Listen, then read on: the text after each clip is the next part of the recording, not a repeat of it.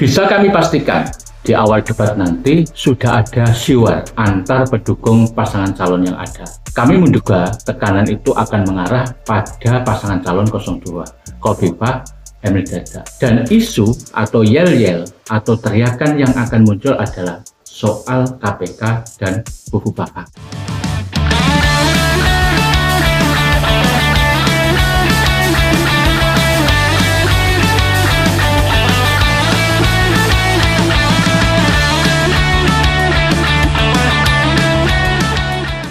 Tanggal 18 Oktober 2024, Komisi Pemilihan Umum Provinsi Jawa Timur akan menyelenggarakan debat kandidat calon gubernur atau calon wakil gubernur sesuai dengan nomor urut.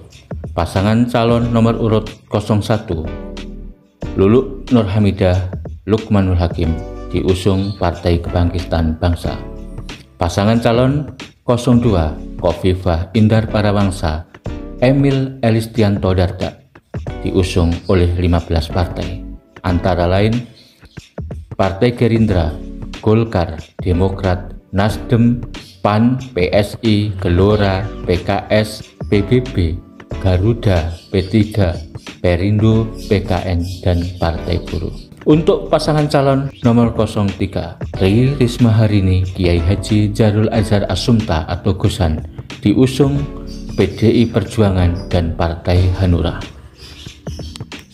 Topik yang diangkat dalam debat calon gubernur Jawa Timur sesi pertama ini sangat substantif dan urgen, yaitu soal kebutuhan dasar masyarakat Jawa Timur, mulai kesehatan, pendidikan, papan, pangan, dan seterusnya. Kelihatannya dalam debat nanti yang menarik bukan saja soal topik yang disajikan, yang secara argumentatif pasti masing-masing calon akan menawarkan programnya. Ada yang lebih menarik ketika masing-masing pasangan calon akan melakukan serangan terhadap calon lain, termasuk ketika tiap-tiap calon mempertahankan argumentasi, baik dari sisi normativitas, rasionalitas, dan realitas yang ada. Untuk memprediksi bagaimana keseruan debat calon gubernur Jawa Timur nanti, bisa kita gambarkan posisi politik masing-masing.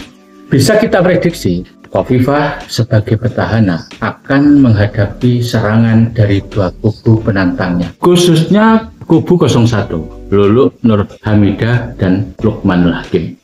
Meski kubu paslon 01 Luluk Nur Hamidah Lukmanul Hakim maupun paslon 02 Khofifah Indar Parawangsa Emil Dardak sama-sama kental dengan simbol ke-NU-nya, tapi sebenarnya mereka memiliki perbedaan dukungan politik NU. Memang tidak terang-terangan, tapi bisa kita baca bahwa Khofifah memiliki relasi dan afiliasi dengan orang-orang PBNU saat ini. Sementara Luluk Nur Hamidah Lukmanul Hakim sangat jelas adalah orang Muhaimin, Ketua Umum PKB, yang saat ini punya gesekan politik atau mengalami disharmoni dengan struktur PBNU itu sendiri. Gesekan antar struktural PKB dan PBNU yang kemudian termanifestasi dalam pasangan calon gubernur Jawa Timur itu akan berpengaruh pada pilihan akar rumput kaum Nahdien dan pasti akan melibatkan klaim sosiokultural soal siapa yang paling memiliki privilege merepresentasikan kekuatan politik NU. Problem klaim ini nanti yang akan ikut memanaskan posisi pasangan calon 01 Luluk Nur Hamidah Lukman dan pasangan calon 02 Khofifah Emil Dardak. Tapi seandainya nanti terjadi perdebatan topik yang disajikan oleh KPU, maka rivalitas 01 atau Luluk Nur Hamidah dan 02 Khofifah Emil bisa kita prediksi Khofifah Emil sebagai petahana akan cenderung normatif. Pasti Khofifah Emil akan cenderung menjustifikasi keberhasilannya dengan data-data statistik. Lantas kira-kira apa yang akan dilakukan Luluk Lukman? Misal ketika menghadapi klaim data yang disampaikan kubu 02 Khofifah Emil. Memang Luluk Lukman minus pengalaman menjadi eksekutif, tapi Luluk Lukman punya pengalaman menjadi aktivis dan anggota legislatif.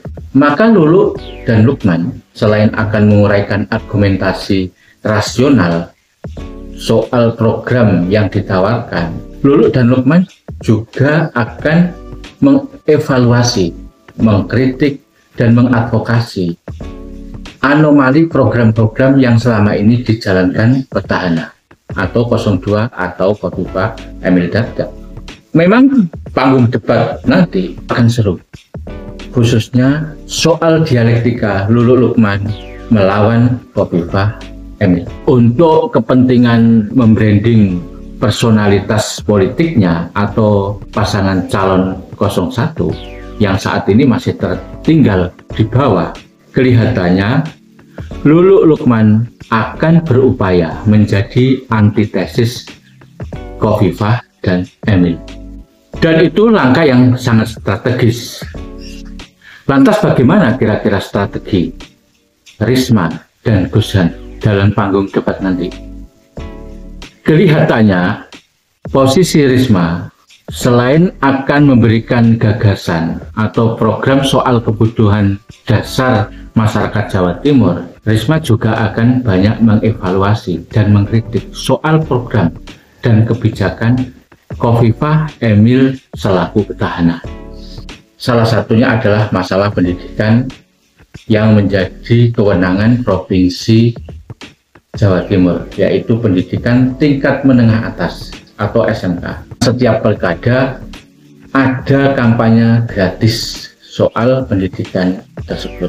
Tapi kan kita juga melihat ternyata masih banyak iuran-iuran yang lain yang itu menjadi kewajiban orang tua siswa. Mungkin nanti akan menjadi penegasan Risma soal pendidikan gratis. Tapi saya memperkirakan Risma akan banyak melakukan kritik program secara substantif, meski tetap akan ada kritik yang sifatnya teknis. Tapi dalam debat nanti, kalau kita perhatikan secara keseluruhan, akan terlihat karakter kepemimpinan masing-masing.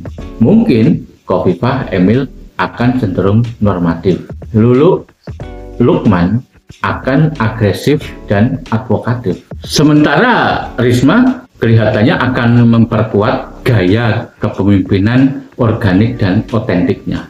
Gaya yang selama ini dimiliki oleh Risma selalu terbuka, ceplas-ceplos, bahkan kadang-kadang keras di hadapan birokrasi bawahannya. Maka pertanyaannya, dari debat nanti kira-kira siapa yang akan lebih unggul? Tentu saja relatif. Mungkin Khofifah Emil akan lebih banyak bertahan dengan klaim keberhasilan dengan dukungan statistik yang ada. Sementara Luluk Lukman maupun Risma Gushan akan lebih banyak mempersoalkan akurasi data melalui fakta-fakta lapangan. Misal soal ketersediaan kebutuhan dasar masyarakat Jawa Timur yang masih jauh dari orientasi kesejahteraan. Bisa dipastikan Luluk Lukman akan bilang gagal hasil kerja petahana atau 02 atau Khofifah Emil ketika menjabat 5 tahun kemarin. Sementara Risma Gushan akan mempertanyakan efektivitas birokrasi yang dijalankan oleh Khofifah Emil yang masih menyisakan persoalan kemiskinan, keterbelakangan akibat fasilitasi pemerintah yang kurang maksimal dalam memenuhi kebutuhan dasar masyarakat. Maka bisa dipastikan Risma juga akan mengkritik masa kepemimpinan Khofifah yang dinilai kurang efektif dan hampir gagal mensejahterakan rakyat Jawa Timur.